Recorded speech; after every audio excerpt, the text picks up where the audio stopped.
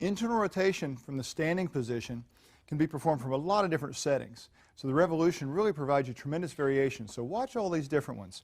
Now first of all, the initial one, the primary one, I would adjust this adjustable arm to about the height of your elbow when your arm is by your side. That way when you bend your forearm up to create the path of motion, the resistance or the rope is lined up right against you.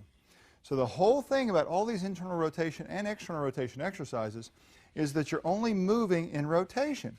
Notice as Amy does this, her arm's not moving away from her body. She's not pulling it forward and pulling it backwards.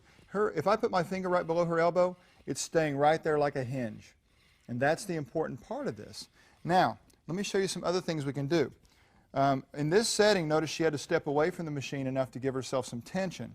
You would notice that right off the bat. But watch, as I move the adjustable arm up, it's going to change the angle at which the rope is addressing her. So she's going to move her arm away from her side just slightly and keep it there at that same position. She's not moving her shoulder blade, she's not moving her arm, she just repositioned it to start and then keeps it there so that her arm, her upper arm, always remains perpendicular to the rope. Now watch again. Here's variation number 3. But as this goes higher and the rope addresses her at an angle, she's moved her arm outward. Stop for just 1 second there. So that the upper arm and the rope are always perpendicular to each other, and then again she's keeping it there. And that's the part, that body awareness, where you are in space, what position you're in. That's one of the most important things about learning exercises. So let's look at another variation, going up even higher. She's again allowed her arm to change positions. That is great, right there.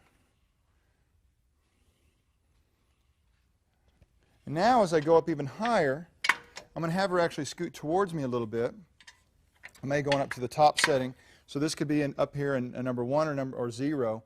And she's going to be almost out to 90 degrees at the arm. So between her torso and her arm is about 80, 90 degrees.